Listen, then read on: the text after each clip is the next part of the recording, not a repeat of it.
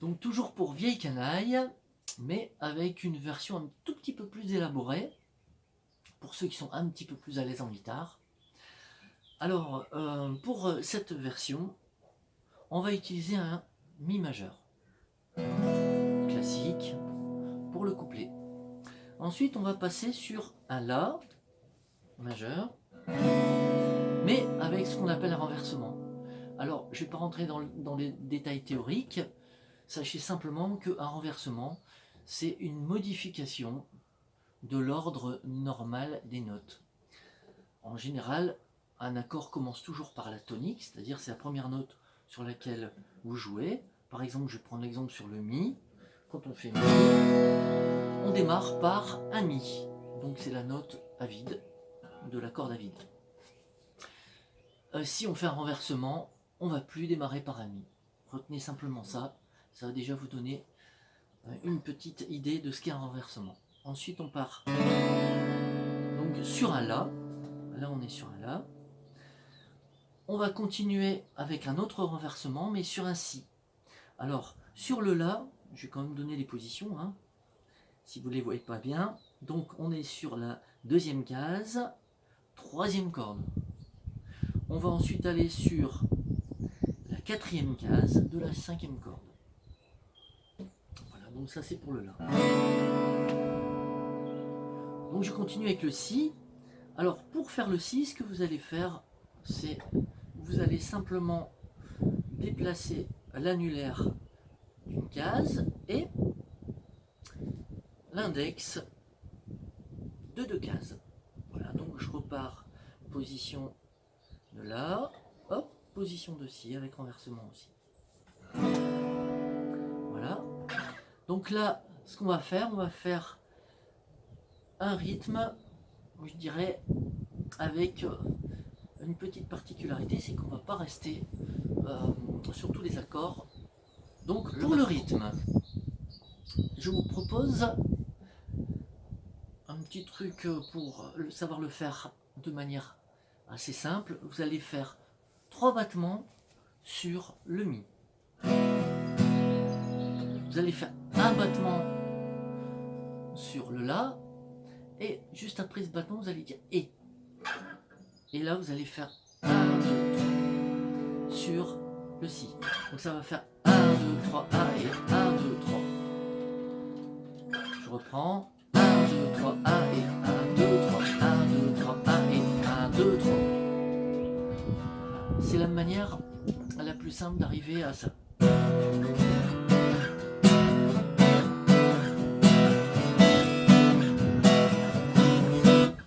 Donc ça, c'est pour la partie donc qui remplace, on va dire, le Mi que feront les élèves qui sont un petit peu moins avancés. Donc pour la partie avec le Si, alors votre Si, vous allez le prendre non plus comme j'ai montré tout à l'heure en deuxième case, vous allez le prendre en septième case, position de Mi majeur. Le Si bémol, vous baissez d'une case. Le La, vous baissez encore d'une case. Donc au niveau de la rythmique, vous allez faire 1, 2, 3, 4, 5, 6, 7, 8 et 1, 2, 3, 4, 5, 6, 7, 8. Vous revenez sur le Si. 1, 2, 3, 4, 5, 6, 7, 8. Et on revient sur notre enchaînement de Mi, La et Si. Donc je vais vous faire l'enchaînement à vitesse normale à partir du Si.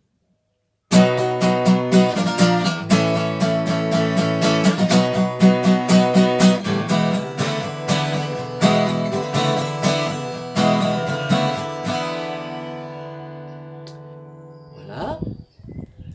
Donc pour ceux qui sont un tout petit peu plus avancés, je vais proposer une version un tout petit peu plus enrichie.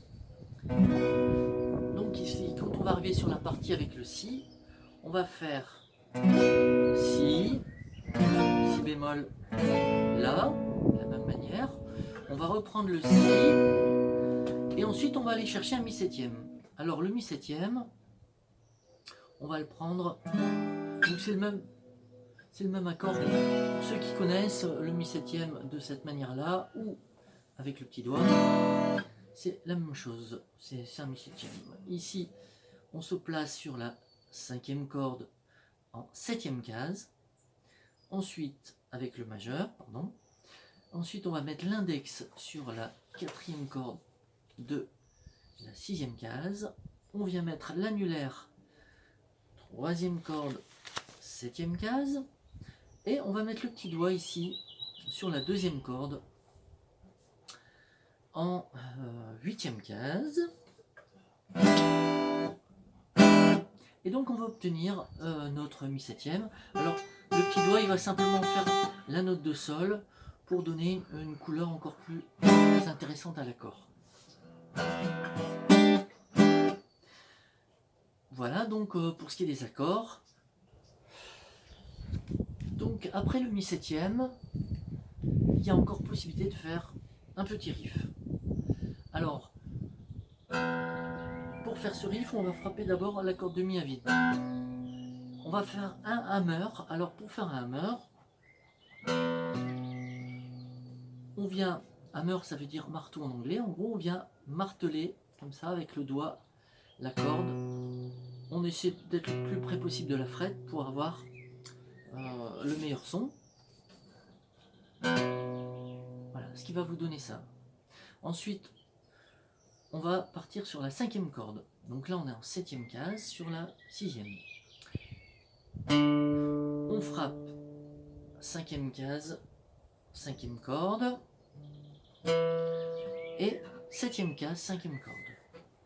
Donc je monte le riff. Alors, là, je fais un petit, ce qu'on appelle un trémolo.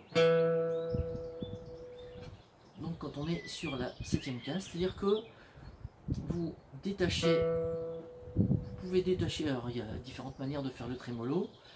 Cette manière-là, c'est un petit peu comme au violon, c'est-à-dire qu'on va ici placer juste le bout du doigt sur la corde et le bout du doigt ne va pas bouger, c'est la main qui va faire ce petit mouvement d'aller et venu et qui va donner un son vibrant.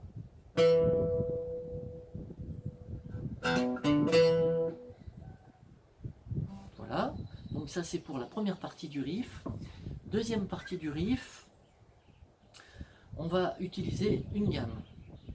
Donc toujours septième case ici sur la corde de mi, cinquième case sur la corde de la, septième sur la corde de la toujours. On va aller sur la corde de ré, la quatrième.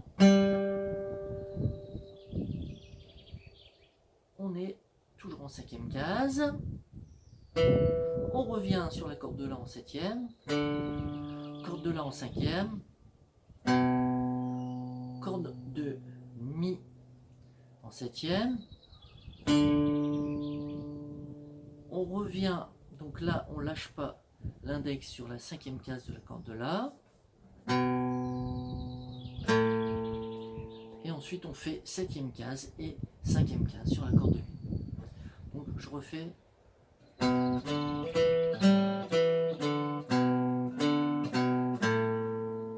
Voilà, donc je refais encore.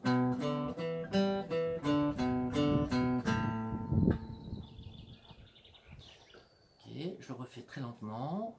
7, 5, 7, 5, je reviens. 7, 5,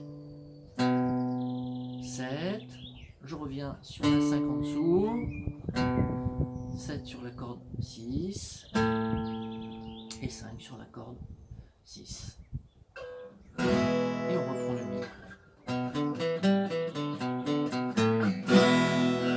Voilà, donc ça c'est pour ce qui est de la dernière partie du riff. Donc je vais vous montrer maintenant, à partir du si, comment s'articulent les différentes parties que je vous ai présentées.